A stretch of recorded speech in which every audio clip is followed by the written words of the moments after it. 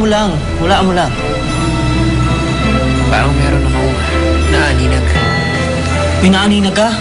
Dave, sige. Exercise mo lang, ha? Sigurado ko. Gusto mo na yung makita.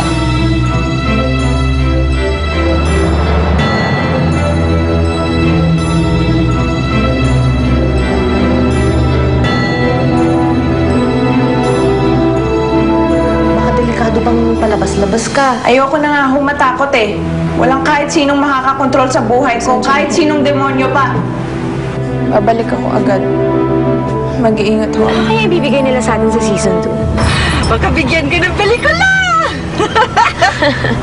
Pero bago ang lahat ng yan, ha? Kailangan hindi lumayo ang loob ng bata sa'yo. Mayroon akong naisip na magandang taktik. Ano yun? Gagawin ko. Bigay natin sa kanya lahat para lapit lang siya ng lapit sa atin. Kumain ka! Hindi ka tatayo dyan hanggat hindi yan tapos, ha? Helen, get your hands off me! Wala kang karapatan na gawin yan. Kasi yaya ka lang. Ako ang nanay niya. Yung number ng huling kliyente ko, nasa'yo pa ba? Bakit? Alam mo naman hindi ko pwede bigay sa'yo yan, di ba? E di naman sa kanila. Paano commission ko? Importante to. Yun lang naman eh. Yung isang yun lang. Ano ba bang ginawa niya sa lalaking to sa'yo? Ikaw kasi nagbabuksan ng dyaryo eh. Sana alam mo. Saksi ako na tama ang pagpapalaki mo kay Nino. Hindi ka niya yaya. Ikaw ang nanay niya. Pansin ko nga, si Helen pa nga lumalabas sa kontrabida. Ba talaga kayong mag-ina? Tuloy ang plano natin, ha? Ikaw ang kakampi, siya ang kaaway. Thank you.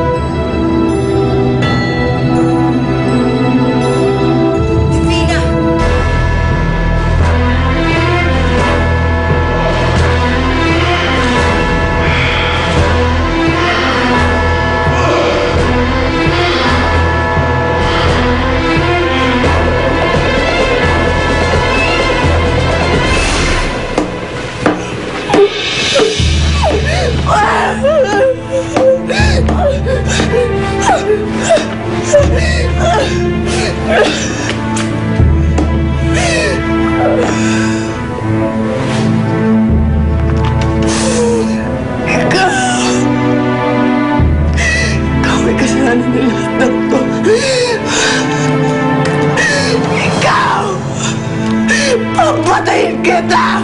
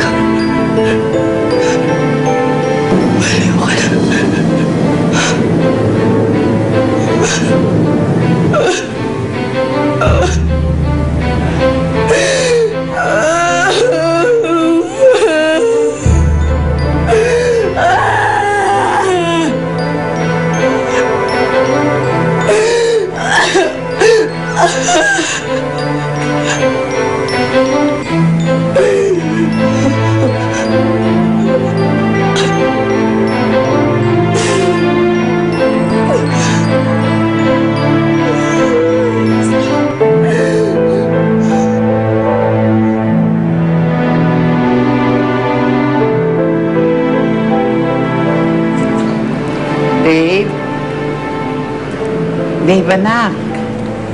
It's getting late. Pahinga ka na. Mamaya-maya na, ma. Gusto pa makasama yung picture ni Helen?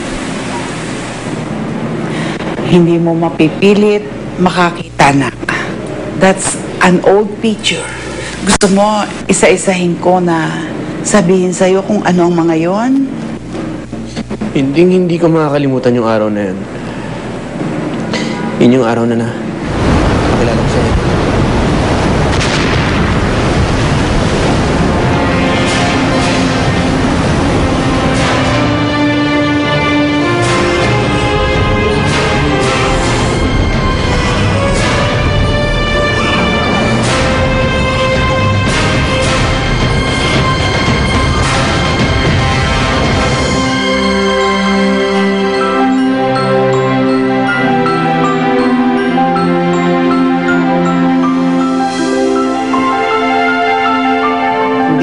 makakalimutan yung araw na yun.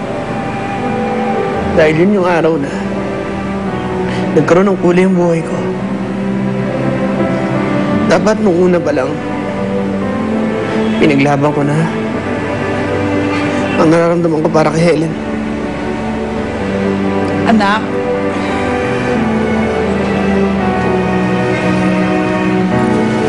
Dave, aayusin ko ang annulment ng kasal niyo ni Bianca.